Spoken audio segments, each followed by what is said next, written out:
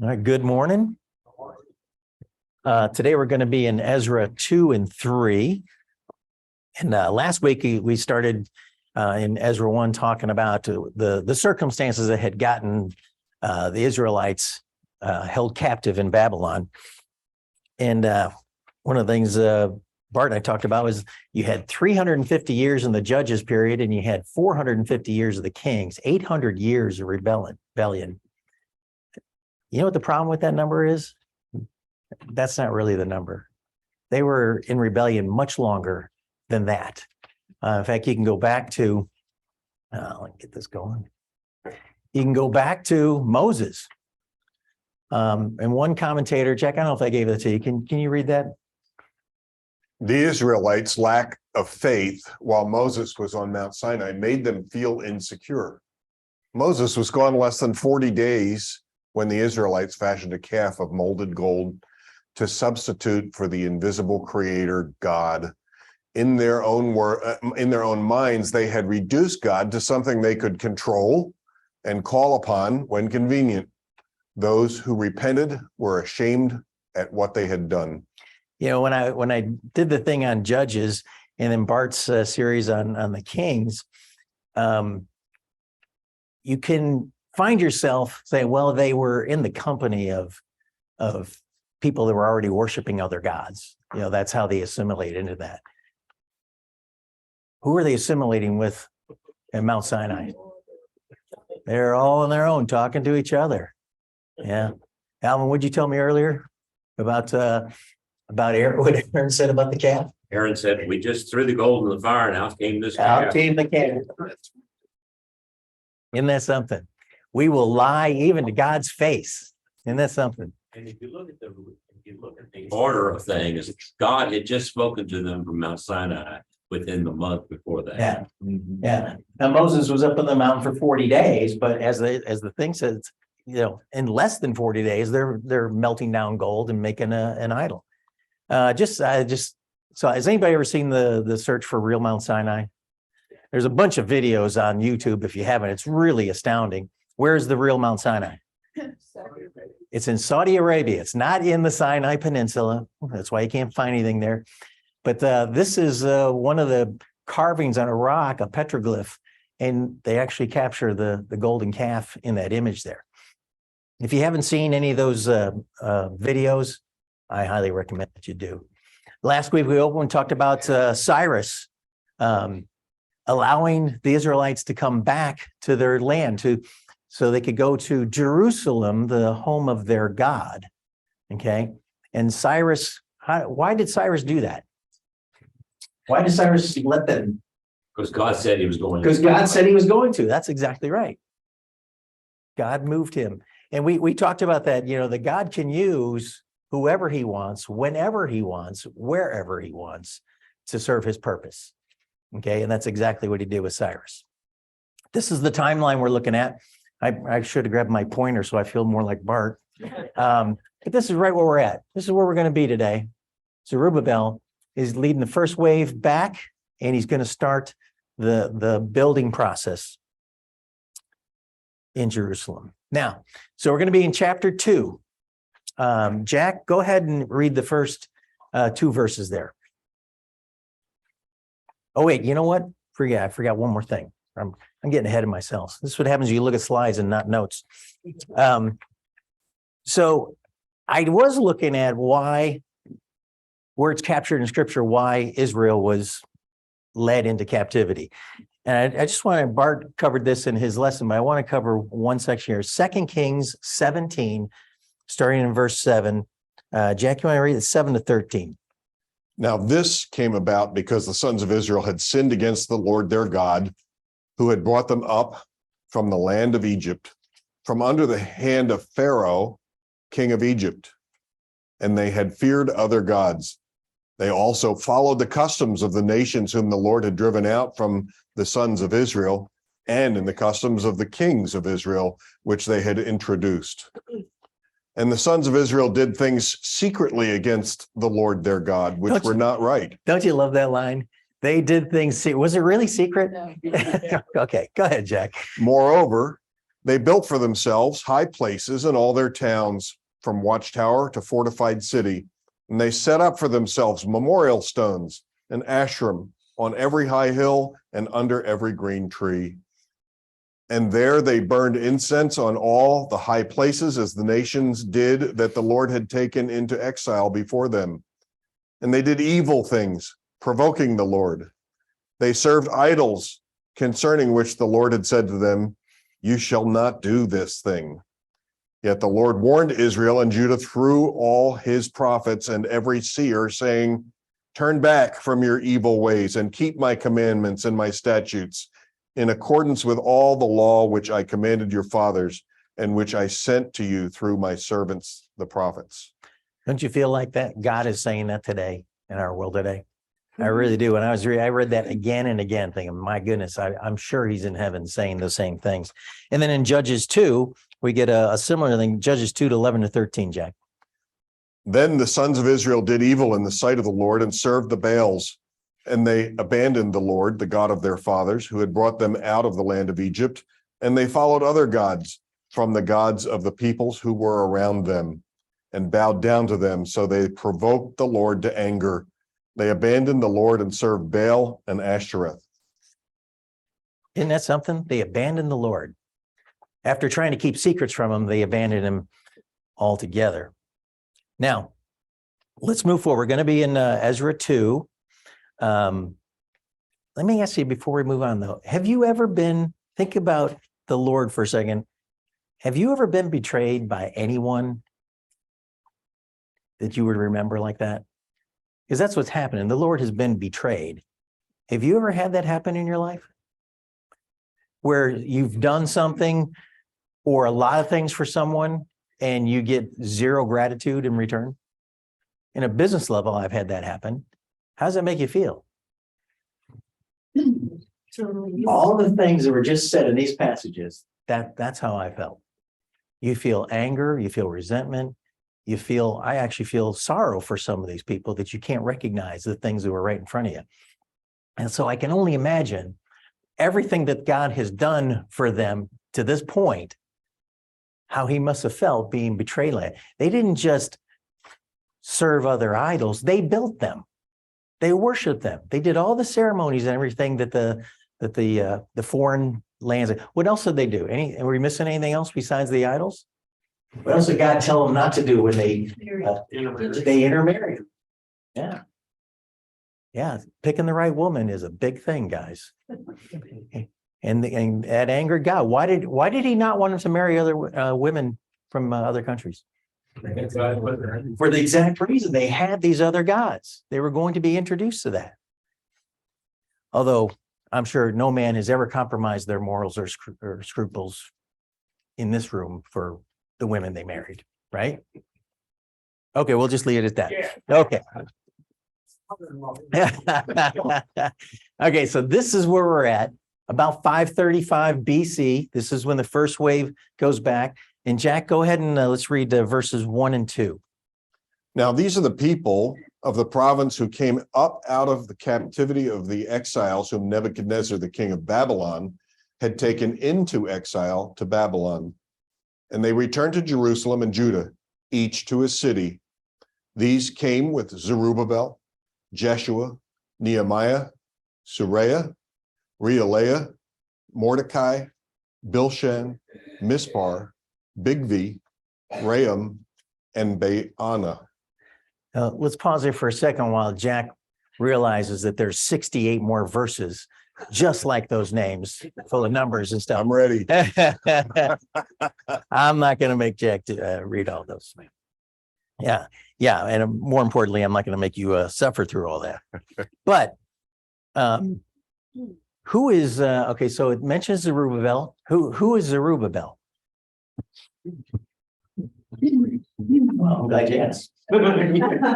He's the grandson of King Jehoiakim. Okay. He's a descendant of David. In Matthew, who's mentioned, he's an ancestor of Christ. He's the governor of Judah after the exile. And his name actually means offspring of Babylon. That's interesting. And who is Jeshua? Anybody know? Barney? Not sure. He was the priest. Okay, he's kind of the main Joshua, priest. yeah. Yeah, Right. Joshua, it says Joshua here. With Zerubbabel, that's right. Okay, now, this is quite a list. I'm going to give you the breakdown so you don't have to read all of it. But this is the list of people there. Now, this is no random actor or random list, okay? They didn't, someone didn't just take a list and, here, okay, we're checking off people who, going back. This list has a very specific order, and I think for a very specific reason. The first list is of people. Then the next part of the list, verses 36, 39, is the priests, and then the Levites. Notice the Levites is one verse. We'll get to that in a little bit. There's a list of singers, gatekeepers, various temple servants, and then there's a list of those known with unknown genealogy, and then totals and so on. What does that list? Does that list look like anything to you? Like temple, the temple workers, the temple. Yeah. For the temple. It's centered around the temple. They're going back for a purpose. The purpose is to rebuild the temple. Okay. And so the first wave of people coming over are definitely, I'll use the term support staff to get the temple up and rolling. It also reminds me that Ezra was a scribe. Exactly. There's a reason we have a list, because Ezra was a scribe. That's right. Go ahead. List of these stuff being returned. Yes, exactly. Last week they had a list of the things that are being returned. So let's take a look at some of these and move forward here. So first is the list of people. I want you to notice, first it gives you a section of the sons of, okay? So everyone that's listed is the sons of Parosh, and 2,172. And it goes on for many, many verses about these sons. And then it shifts to the men of, okay? And again, more verses of that.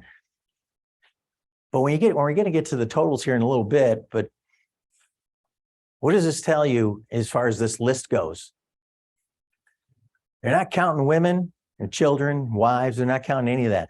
This is the sons and the men of. So any of the totals that you see later, you got to kind of take with a grain of salt, because it doesn't include obvious the obvious other people. And again, we mentioned that that there is an emphasis on, really the emphasis is on the temple. Then there's a list of priests, and it's interesting, the priests, the sons of Jedediah, the house of Jeshua or Joshua, and you can see the totals there. One of the interesting things is that more priests actually will come over in future waves. But what's interesting about this number right here is about 10% of the total number coming back over in the first wave are priests. Again, an emphasis on getting the temple up and running. So then the Levites, that's the shortest list. Jack, just read verse 40 there. The Levites, the sons of Jeshua and Kadmiel, of the sons of Hodaviah. Why do you think that list of Levites is so short? Now keep in mind, they've been in captivity for 70 years. But why is that list so short? Because later on, and when we get into Ezra, you get later on, there's an appeal to the Levites. Come out, Alvin. Very interesting one. It says that all those that went were people that God put it on their heart to go. But number two, when Nehemiah starts going up there and he numbers all the people, there were no Levites at all. None at So all. he had to contact leaders to send some Levites. So evidently the Levites had become so adjusted to being in Babylon that they no longer cared about going back to That's Jerusalem. exactly right. They're really, what they're trained for was not being used while they're in captivity. So they took on other jobs, responsibilities, whatever. And so they're probably comfortable doing that. And that's one of the things that Alva mentioned about the stirring of the people's hearts to make this move from Babylon back to Jerusalem. Well, did everybody go? No. Okay. So only some people went. And Evan and I were talking before class, kind of reminds me who's going to heaven? Few. The few. What'd you tell me earlier? Well, Those who the Lord calls Jesus said, no one comes unto me unless my Father draws him. and draws him, And then Jesus also said, and no one comes to the Father except through me. So it's not surprising. I don't think we should be surprised that, well, first of all, think about this group of people and the lives that they've led up to this point. I'm not surprised that they all didn't have that stirring of the Holy Spirit to go back in there. So we'll see more about the Levites as we get deeper into Ezra. And then next is the singers, gatekeepers, temple servants. Jack, let's go ahead and read that. The singers, the sons of Asaph, 128. The sons of the gatekeepers, the sons of Shalom, the sons of Ater, the sons of Talmon, the sons of Akab, the sons of Hatita, and the sons of Shobai, 139 in all. I'm glad Jack's reading those. I mean, some of those Old Testament names can be a mouthful at times. Okay, singers, I kind of understand what singers do. What do gatekeepers do? Gates. Keep gates. Thank you. Write that down, underline your Bible. That's what they do. They keep gates. What do gatekeepers do? Control who comes in. They control who comes in. And one of their principal functions was protect the ritual purity of the temple. Business at the gate, because at the Oh, gate, yeah. there were offices actually, and people did their business at the gate, so they were business people. Yeah, that's right. They played an important role at the temple. Jack, read 2 Chronicles 23, verse 19. He stationed the gatekeepers of the house of the Lord so that no one would enter who was in any way unclean. And keep that in mind as we move forward. They play an important role in Nehemiah, and they're frequently mentioned in the same context as priests and the Levites.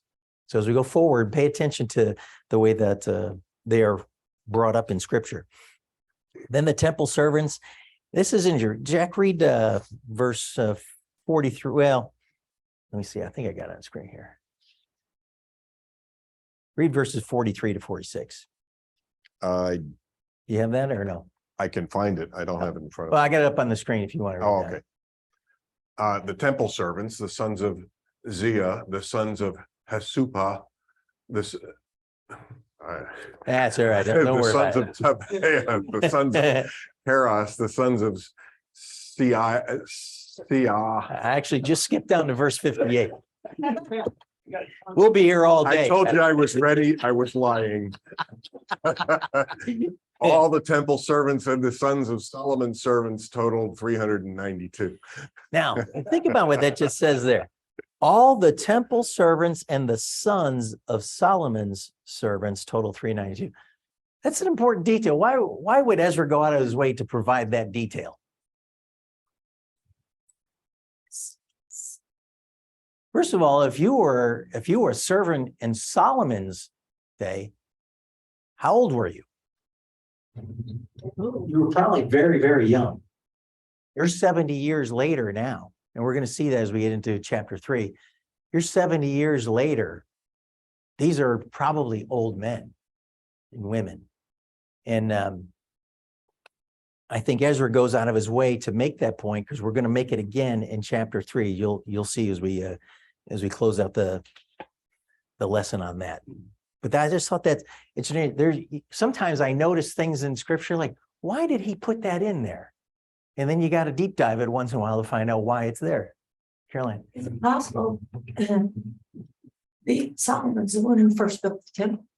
So they might have witnessed the building of the original temple. Absolutely. And that's- Hang on to that thought, because when we get into chapter 3, we're gonna really see that come to life at the end of chapter 3. I think she asked my question. They knew what the Solomon's temple was, and they knew how elaborate it was. Yeah, and I want you to, that's a great thought. I want you to hang on to that thought too when we get towards the end of the lesson. But they saw the splendor of Solomon's temple. So if they're coming back, what are they coming back to? Rubble. You're coming back to to ruins. So hang on to that. That's a great point. We're gonna get into that a little more. Then in verses 59 and 60, returnees without a family record. It says, now these were the ones who came up, and I forget all the cities, they're naming their Babylon cities, but they were not able to provide evidence of their fathers' households and their descendants, whether they were of Israel. What are they doing?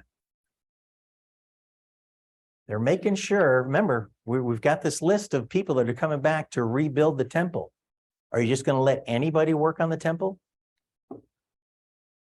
So they're checking everybody to make sure, even those, their hearts might have been stirred to come back out of captivity to Jerusalem, but they couldn't even prove, this group of people couldn't even prove that they were of Israel.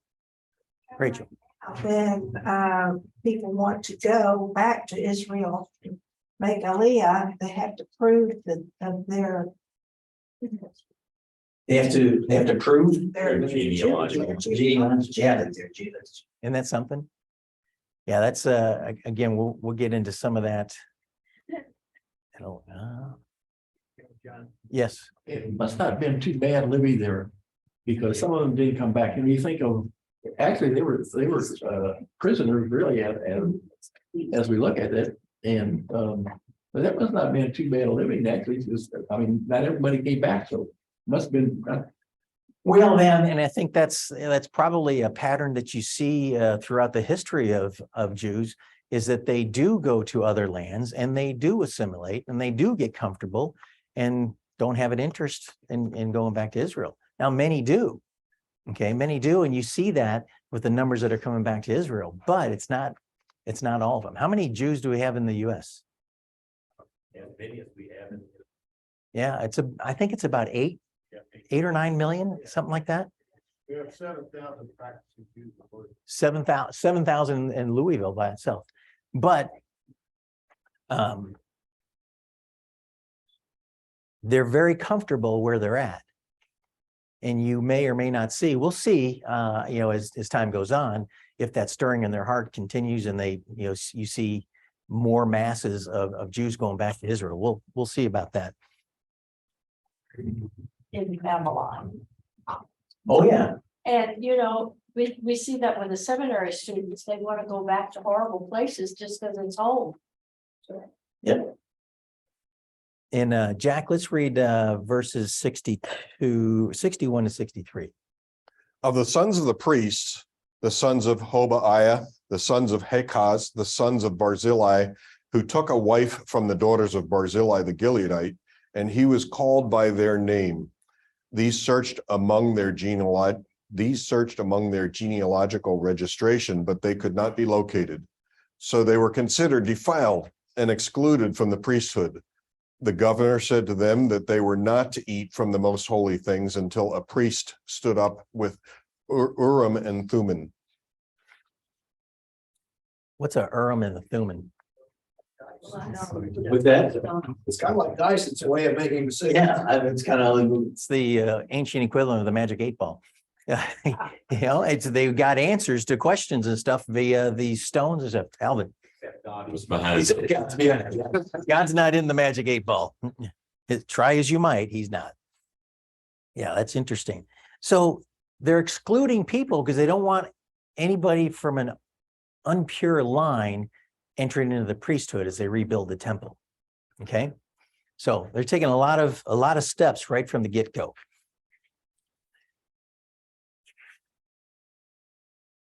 And it says the priests and Levites, they dwelt in their cities. This shows that Jerusalem is once again populated, even though it had a very humble beginning.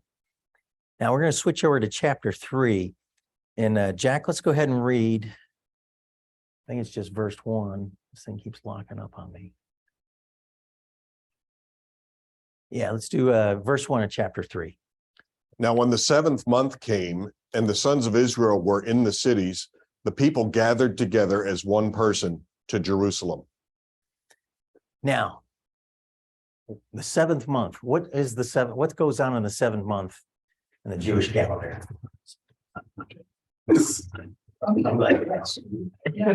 They got some of the major feasts they're going on. This is the month of Tishri, between September and October on our calendar. But these feasts are, you think they're aware of that? They're very much aware of that. They're trying to establish these feasts as quickly as possible. So a lot of people think that, and maybe it means both, 7 months into their return, and in the 7th month, you've got this. So I think they definitely knew what was coming up, and they were working to get that straightened out. Let's go ahead and read verses 2 and 3, Jack. Then Jeshua, the son of Jozadak, and his brothers, the priests, and Zerubbabel, the son of Shealtiel, and his brothers rose up and built the altar of the God of Israel to offer burnt offerings on it, as it is written in the law of Moses, the man of God. So they set up the altar on its foundation because they were terrified of the peoples of the lands, and they offered burnt offerings on it to the Lord, burnt offerings morning and evening. So what are the things you notice in these verses? Okay, first of all, they want to get the burnt offerings going as quickly as possible. Why? Why is there such a rush to do that? God doesn't deal with you until you deal with your sin. Okay. Atonement. Okay, it all starts with the altar. There's a spiritual significance of the altar. Did you also notice that the verse goes on and says, they rose up and built the altar to the God of Israel, as was written by Moses. So they set up the altar on its foundation. What foundation? Original foundation The original foundation. of the altar. So imagine coming back to Jerusalem, your temple, this glorious temple that Solomon built, is in ruins, okay? And you're trying to find the exact location where the original altar went. You think that was important to them? I can only imagine what it was like for these people to come back. And again, people who lived in that time are old people now. Okay, maybe older than people in this room, like me, older than dirt. The other thing is, it's a wise priority, spiritual priority. Why would they have a priority on the altar and the sacrifices before they've even started rebuilding the temple? So they have a national memory of the altar, the significance of the altar in Abraham's time.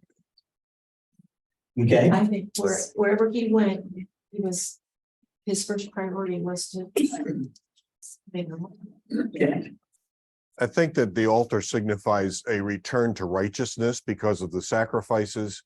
And it says that they were offering the sacrifices because they were terrified of the people around, the people in the neighborhood. Yeah, They figured if they were right with God. We're in a bad neighborhood now. Yeah, Yeah. Mari. They want an altar that's cleansed in order to build and perform the sacrifices again. So they're By the way, in the same spot. If you have time, Google that sometime, or even go to YouTube and stuff. You can't believe the preparations that are in place for the third temple. Well, there's something very interesting, and that is, this is no haphazard place. This is the mountain on which Abraham offered up Isaac until That's right. God said, don't do it, and he found a substitute. This is the mount where, after David had numbered the people and God said, okay, I'm going to punish you. You can choose which one. And he said, well, I'll take punishment directly from God. And then in the middle of that, David went up and bought somebody else's threshing floor, which is exactly the same place, and set up an altar there. And now we have this altar here. There's a history of that That's right. altar's location. It was really important. Clint. I think not only did they fear the people around, but I think they had a healthy fear of God. They wanted to do, and they lived in such a legalistic way that they wanted to make sure that they dotted every I, crossed every T to get God's favor. They deserve That's God's right. favor. You don't want to take any chances. If we atone for sins through sacrifice, then we want this altar to be in the exact right place. And that's the effort they went through to get to that point. Tony. This is their whole purpose for returning to Jerusalem. I mean, if this temple, this altar, or what they're doing now is the absolute crux and reason for their being. That's You know, so it's of absolute and foremost importance that this be. It's where the huge. generations- It's a spiritual priority, absolutely. And we talked it last week, Rachel brought it up. Do you need a temple to do sacrifices? No, you don't. You don't need the temple. Okay, you need the altar. And that's what their priority was. You know, you can have a temple with no altar and you got nothing. But you can have an altar with no temple and you are making sacrifices to the Lord again. You are covering your sin through the sacrifices day and night. And it's also an act of obedience. How long has it been since they offered sacrifices to the Lord? 70 years. So they had their priorities straight when they did the altar first. Well, this thing keeps locking up on me. And then we just said, you know, there can't be a temple without an altar, but there may be an altar without the temple. God meets men at the place of sacrifice. All right, Jack, let's move on to verses 4 to 7. They also celebrated the Feast of Booths, as it is written, and offered the prescribed number of burnt offerings daily, according to the ordinance, as each day required. And afterward, there was a continual burnt offering, also for the new moons and for all the appointed festivals of the Lord that were consecrated, and from everyone who offered a voluntary offering to the Lord. From the first day of the 7th month, they began to offer burnt offerings to the Lord, but the foundation of the temple of the Lord had not been laid. Then they gave money to the masons and carpenters, and food and drink and oil to the Sidonians and the Tyrians, to bring cedar wood from Lebanon to the sea at Joppa, according to the permission they had from Cyrus, king of Persia. Now, one thing, the permission they had, that can be translated grant, meaning they were provided with money to make those purchases. Why does Ezra go on his way to mention that to bring cedar wood from Lebanon?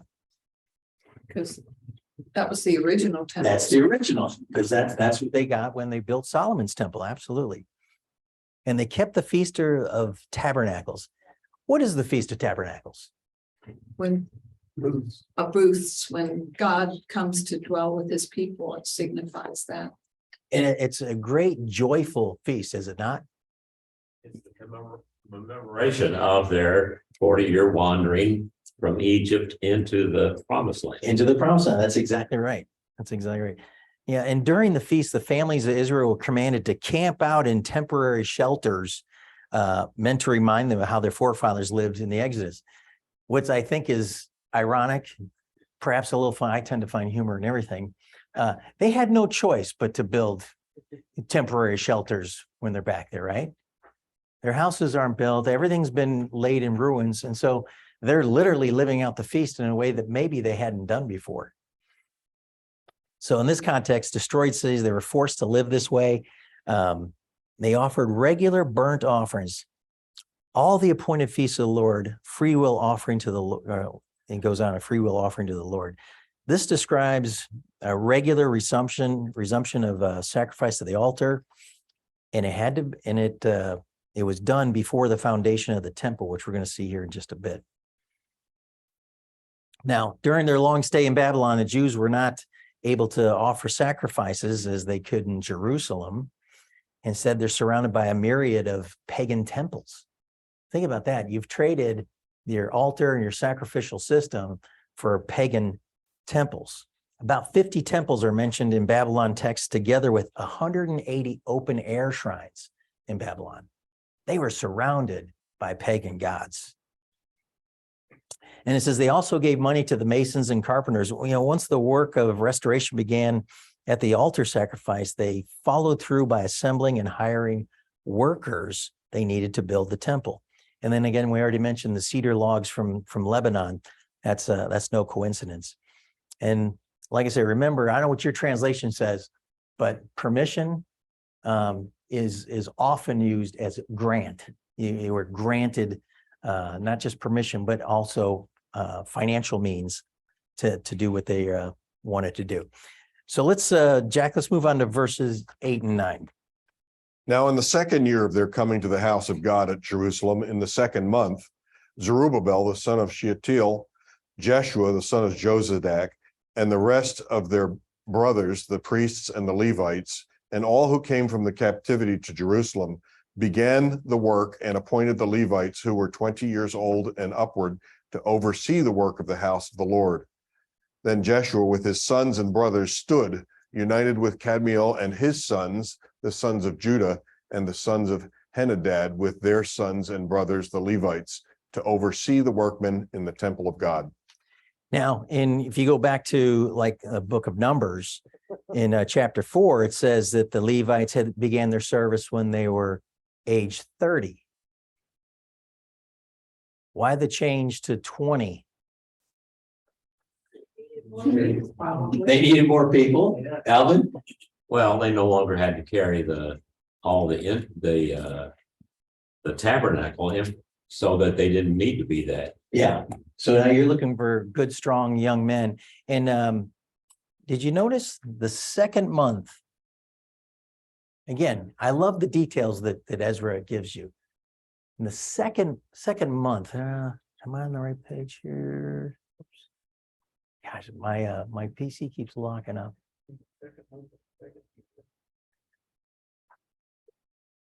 Second month and the second year. Why is that important? Well, first of all, they're in year 2 now. Okay, so they're 7 months in, and they're beginning the sacrificial system with the altar that's been. Now we're in year 2. Okay, and it says the second month of year 2. Any significance to that? That's exactly when Solomon started work on his temple, in the second month. And so they've made this change from age 30 to 20, but they're very much in tune with what happened with Solomon's temple. And I want you to keep that in your mind, how in tune with they were with Solomon's temple, and how that might lead to how they feel about the new temple. So if you go back to Numbers, David actually changed the starting point for Levitical service to 20 years. That's in 1 Chronicles 23, if you want to look that up. And under the leadership of Zerubbabel and Joshua, they adopted David's revised practice.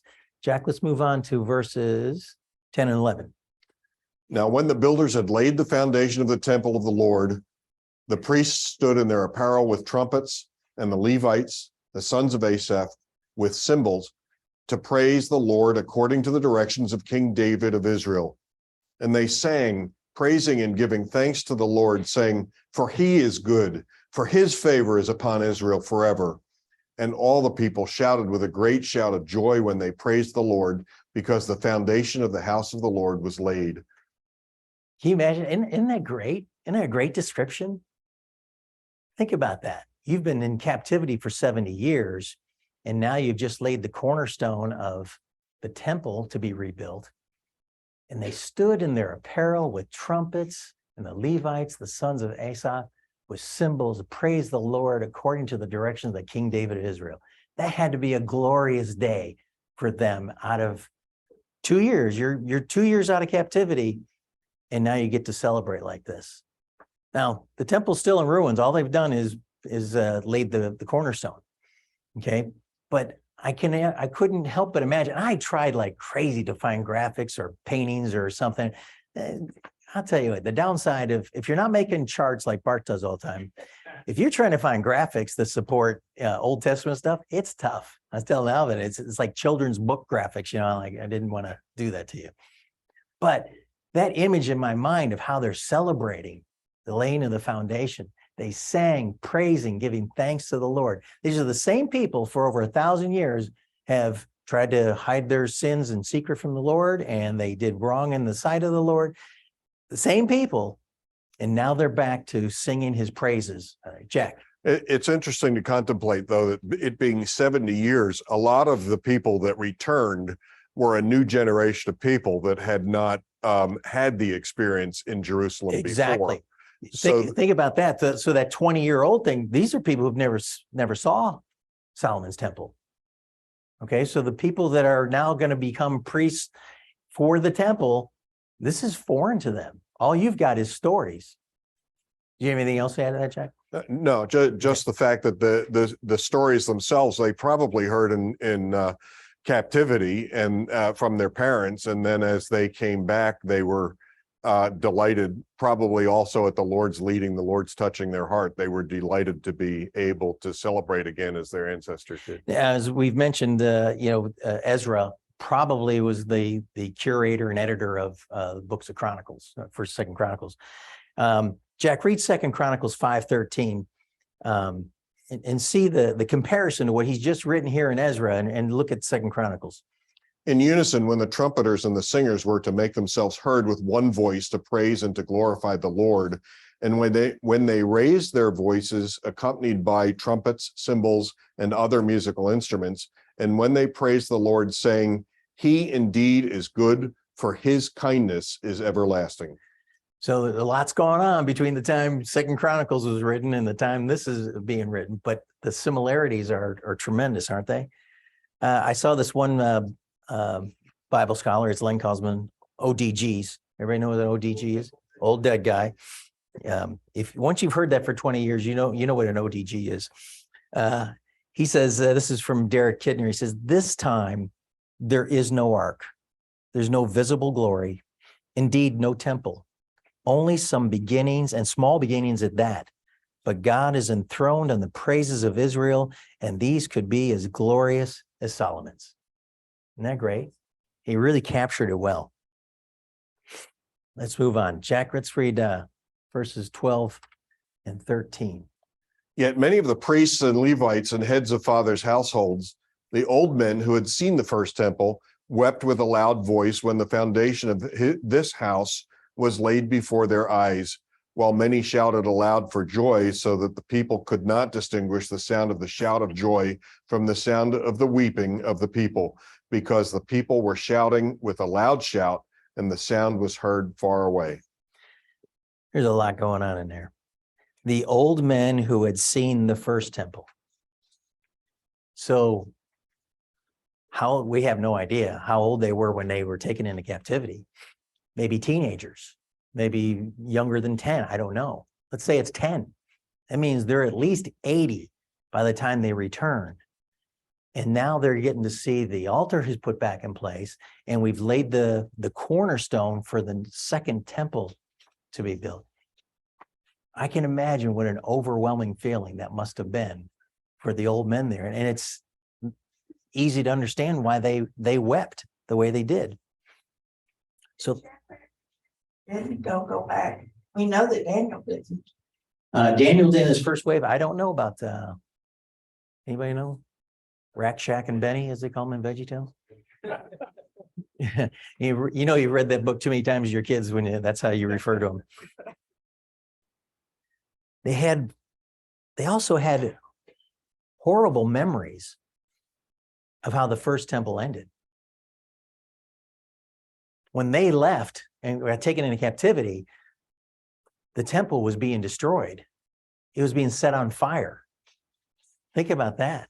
So you not only saw the splendor of Solomon's temple, you saw it get destroyed. And now you're back 70 years later to see the cornerstone being laid of a new temple. That had to be incredibly overwhelming to these people. One guy says possibly some of them stood on this very spot a half century before in an agony of despair while they saw the cruel flames licking the ancient stones and blazing up among the cedars, and all the fine gold dimmed to black clouds of smoke. That's interesting. And that really struck me that so the people could not distinguish the sound of a shout of joy or the sound of weeping. Isn't that interesting? The young people who hadn't seen the old temple were probably rejoicing with joy. This is something they're going to get to build and be a part of and see. But the old people, they've been there and they saw how quickly this magnificent temple that was built, how quickly that can all go away. And why did it go away? Because of their ongoing sin. The old people, there was a lot of guilt there. They were the ones that disobeyed God. They were the ones that just had the temple destroyed. I think there was a lot of guilt and. You think there was a lot of guilt about it? Yeah, I could see that. I can imagine all kinds of emotions coming out of it. Yeah, guilt would definitely be one of them. Anybody else? Carolyn. I think their hearts would have been stirred by the faithfulness of God. They probably thought they would never be back in their land, let alone being able to worship and sacrifice in the temple. And they were told exactly how long they'd be in captivity. Has kept us and brought us back. To me, you know what I thought about when I saw the Jeremiah prophecies about the 70 years? I thought about someone who's in prison. You're given a sentence. You know how long it's going to last. I can't imagine living through that to stick to that. And God doesn't lie. Okay, it's going to be 70 years. He said 70, it's going to be 70. There's no early parole. Now, I think there's one reason why the new temple, the temple they're now trying to rebuild, could not have been anything like the old temple. No. Because in 1 Kings 5:15, it gives the number of forced laborers. And of course, the forced laborers were not Israelites. They were the nations that had not been kicked out of Israel. For Solomon had 70,000 transporters and 80,000 hewers of stones in the mountains, besides Solomon's 3,300 chief deputies. Now, there was nothing like that number of people now rebuilding the temple. Oh, yeah. This is going to be a lot different. A lot different. Imagine if your house burned to the ground. Okay. And instead of being able to hire a contractor and workers and everything else, you have to build it yourself. You think it's going to look anything like the house that burned to the ground? Probably not. Mari. I know it's not very spiritual, but I just can't help but think of their nostalgia going back to Jerusalem after 70 years. I drove Ken around Ireland to where I was born and raised and lived, and people let us into my old house. Are you kidding me? From when I was a kid, Yeah. here I am. How many years? It was very nostalgic. Oh, I bet. Oh, my heart was pitter pattering. This is where I know the memories flood back. The only thing that could be better is if you still lived in the same house that you were born in. Yeah. Right out. Yeah. I think some of the tearing, some of the sadness is that they know that the peak of their existence in Solomon's reign will never be achieved again. And this temple that they're building can never, it's important temple, don't get me wrong, and they are getting back to the Lord for praise and for worship, but they're never going to replicate what Solomon had. You think God is aware of that? Yeah. Yeah, I think he is too. God gave them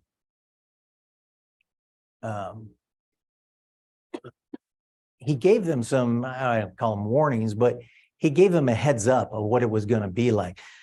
This is Haggai, book of Haggai, chapter 2, 1-9. Jack, go ahead and read that and look at how the Lord is trying to encourage them, even though it's not going to be the temple of Solomon. Go ahead, Jack.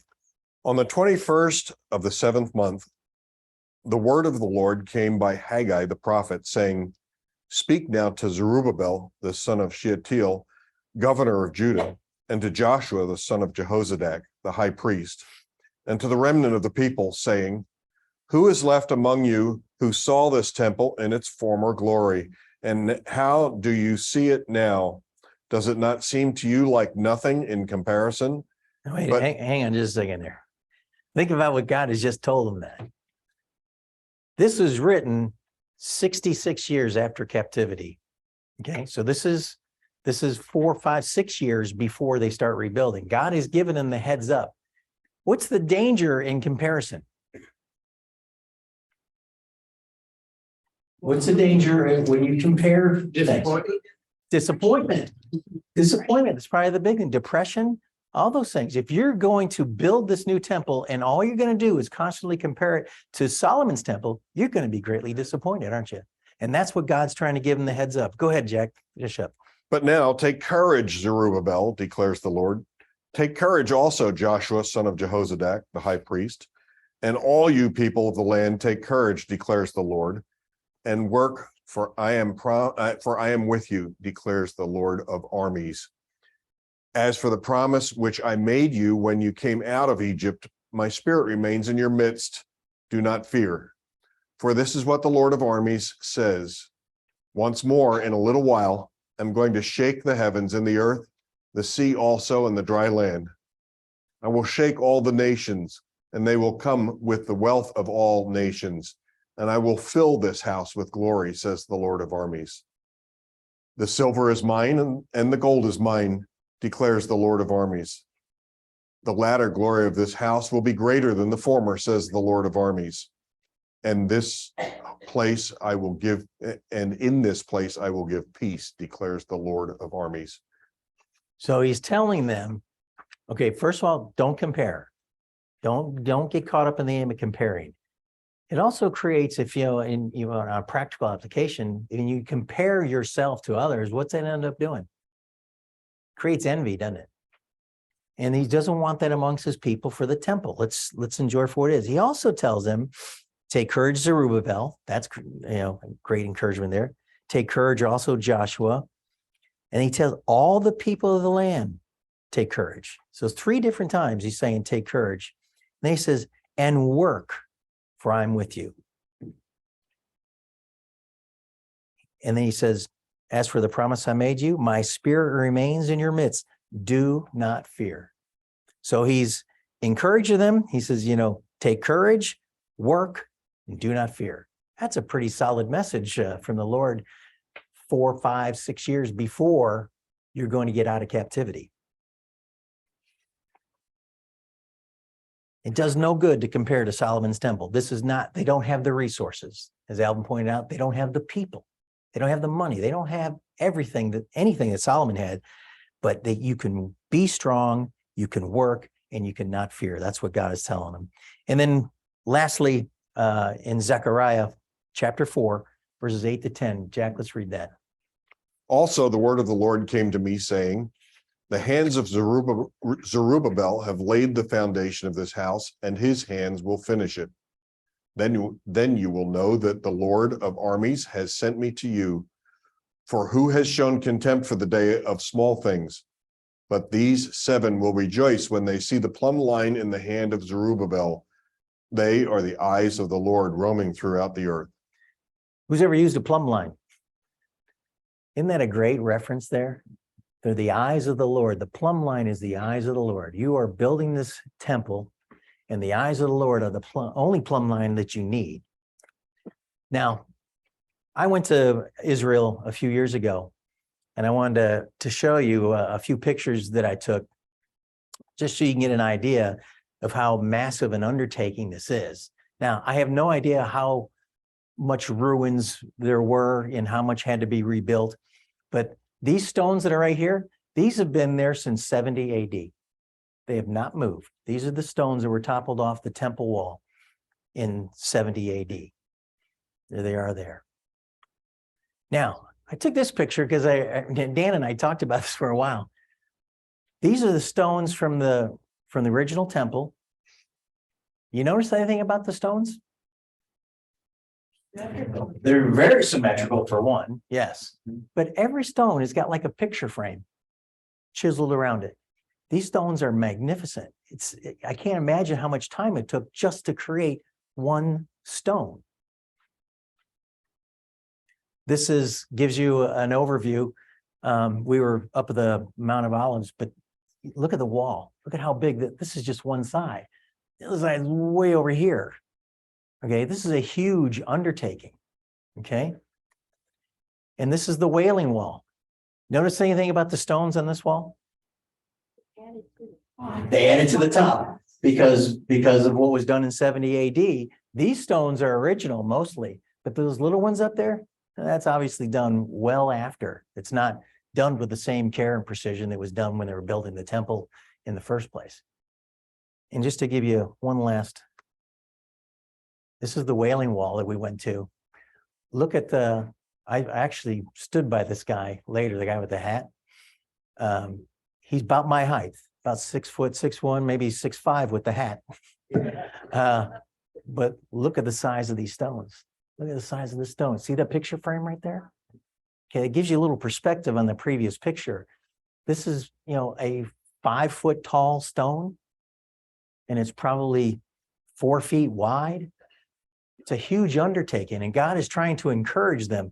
Hey, Zerubbabel has laid down the stone, the cornerstone, and he's going to finish this temple. And we are told that all the stones that went into Solomon's temple were cut to measurement at the quarry. Yeah.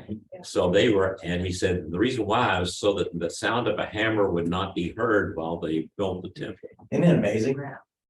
It's just amazing. We were talking earlier. That's one of the reasons why I believe wholeheartedly in the Bible and the truth of it is these little details like that. I had to move them. As I can get started with that, no cranes, no trucks. You had sturdy backs. That's what you had. Jack. One of the things that struck me when we were there at the Wailing Wall was how sad it was for the Jewish people to think that they had to physically be present in the place that they knew as being as close to God as possible in order for God to hear their prayers, because they had no sense of the Holy Spirit. Yeah, I was really torn on that when we went to the Wailing Wall, and Dan and I did go up and we prayed on it. But that same thing went through me as well. You're standing because you believe this is the only place that God dwells today, and that's the only way he's going to hear my prayers. The other thing in the Wailing Wall is people take their prayers and messages and they stick it in the cracks of there. Did you do that? Yeah. It's a very common thing to do because you think that's where the Lord is at. That's not why. But Is the Wailing Wall a popular place because that's the only portion of the wall they have access to, the original wall? Is that why they all go to that spot? they have access to a lot of different, I have a bunch of other pictures where we walked all around the Temple Mount and stuff. So you have access to it. But as far as praying, they get very particular. You can't go up to the Temple Mount where the Dome of the Rock is. You can't go up there and pray. If you're walking up there and they see you muttering to yourself and think it's a prayer, they'll throw you out. Because of the Islam? Yeah. Yes. Yeah. Because, Because of Islam. oh, yeah. Yeah. Jack. And it's my understanding that the Wailing Wall is the place that they consider is as close as they can get to where the physical presence of God was before. Right. And that's why it's significant to be there, because it's as close as they can get. On one side and women. Women are on the other. That's right. Yeah. Thanks for picking it. I had a picture of Patsy earlier, but she asked me not to post it. But yeah, this side over here, this is all the women over here on the wall, and then the men are over here. And They're they not allowed to walk one on No. no. Oh, No, and you've got to have a yarmulke. So they have a big bin of yarmulkes that you have to put on, whether you're Jewish or not. You have to put one on before you can approach the Wailing Wall. It's interesting, and if you start looking at the preparations for the third temple, it does make you wonder what really is going to happen.